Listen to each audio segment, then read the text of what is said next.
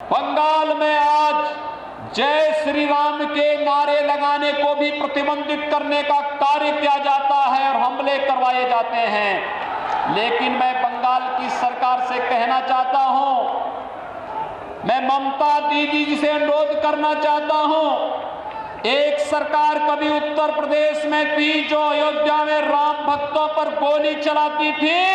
उस सरकार का हर साहब ने देखा है क्या हो गया है, और अब बारी बंगाल में टीएमसी की सरकार की है।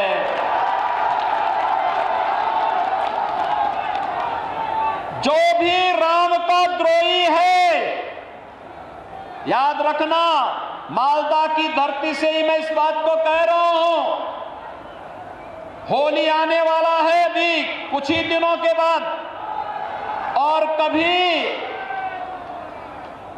उस कालखंड में भी कुछ लोगों ने भगवान विष्णु और राम का नाम लेने को प्रतिबंधित किया था। होली के अवसर पर हम लोग क्या कहते हैं उसको। और मित्रों, आज बंगाल के अंदर एक बार फिर से जय श्री राम के नारे को प्रतिबंधित करने का कार्य किया जा रहा है। लेकिन याद रखना, भारत की जनता राम के बगैर कोई काम नहीं करती है। जब आपस में मिलती है तो राम राम कहती है, घर में कोई काम होता है तो राम नाम का जप करती है, और जब किसी परिजन की अंतिम यात्रा भी निकालती है तो फिर राम नाम सत्य है के साथ ही उस यात्रा को भी आगे बढ़ाने का कार्य करती है। राम के बगैर भारत का कोई काम ही नहीं, और जो रामद्रोही हैं उनके अभी भारत में कोई काम नहीं, बंगाल में कोई काम नहीं। ये संकल्प हम सबको लेकर के चलना है। और मैं यही पूछना चाहता हूं टीएमसी की सरकार से कि आपको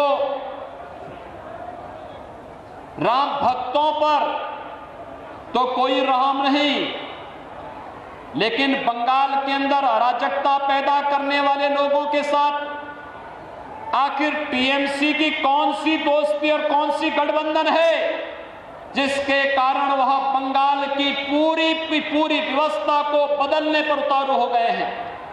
ये आत्मघाती कदम बंगाल की धरती से क्यों? मित्रों, जब देश के यशस्वी प्रधानमंत्री मोदी जी